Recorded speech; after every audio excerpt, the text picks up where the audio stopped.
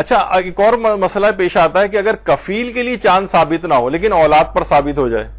یعنی اولاد مثلا دوسرے ملک پاکستان میں اس کی وہ کفالت کر رہا ہے، وہ مثلا کسی باہر کے ملک میں جا کے کما رہا ہے وہ شخص، تو وہاں اس کے لیے چاند ثابت نہیں ہوا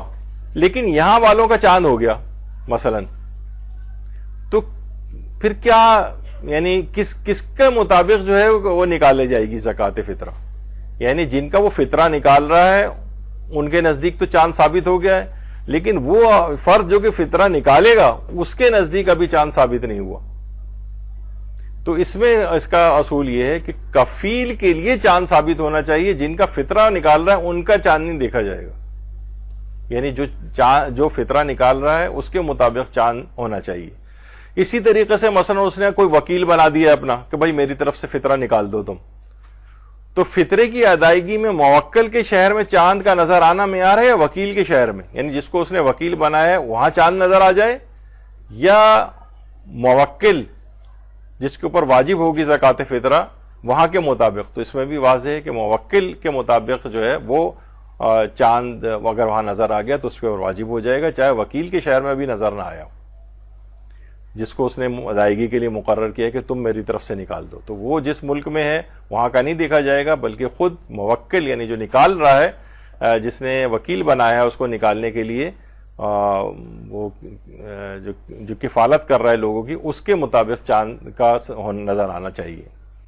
اچھا اگر اہل و عیال دوسرے ملک یا شہر میں ہوں، اس میں یہ بھی نہیں کہ اہل و عیال آپ کے ساتھ رہتے ہوں، مثلا ایک آدمی ہے کمانے کے لیے گیا ہوا ہے، مثلا سعودی عرب گیا ہوا ہے، عرب کنٹری ہے، کہیں بیرون ملک کہیں گیا ہوا ہے، اس کے بچے دوسرے ملک میں، تو اس کے اہل و عیال جہاں کہیں بھی ہوں، لیکن کیونکہ یہ ان کو خرچہ بھیج رہا ہے اور اس کے ڈیپینڈنٹس میں سے شمار ہو رہے ہیں، تو یہ اس کا فطرہ اس باپ کو یا جو بھی ان کا کفیل ہے اس کو نکالنا پڑے گا. اس سے فرق نہیں ہے کہ وہ لوگ سوچتے ہیں کہ وہ یہاں پر نہیں ہے تو ہم اپنا خود نکال لیں، وہ وہاں پہ اپنا خود نکال لیں، نہیں ایسا کچھ نہیں، اسی کے اوپر فطرہ واجب رہے گا. اچھا اگر موئل جان بوجھ کر فطرہ ادا نہ کرے، یعنی وہ جو ہے بہت سے ایسے ہیں کہ وہ نہیں دے رہے ہوتے فطرہ، کہتے ہیں ہم نہیں مانتے اس بات کو مثلا، تو اگر وہ جان بوجھ کے فطرہ نہیں دے رہا ہے موئل، تو پھر آیت اللہ سیستانی فرماتے ہیں کہ احتیاط واجب یہ ہے کہ پھر وہ افراد خود اپنا فطرہ ادا کریں. اب نہیں دے رہے، وہ دے رہا باپ مثلا سرکشی میں نافرمانی پہ اتر آیا ہے، تو ٹھیک ہے پھر وہ جو اولاد ہے اس کی وہ اپنا فطرہ احتیاط واجب کی بنا پر خود دے. البتہ آیت اللہ خامنہ فرماتے ہیں کہ نہیں، ان کے اوپر واجب نہیں ہے، اسی کے اوپر ہی دینا واجب ہے. پھر اس کے بعد ہے یعنی اگر گھر کا سربراہ فطرہ نہ دے تو آیت اللہ سیستانی کے نزدیک احتیاط واجب کی بنا پر ہم خود پھر اپنا فطرہ دیں گے،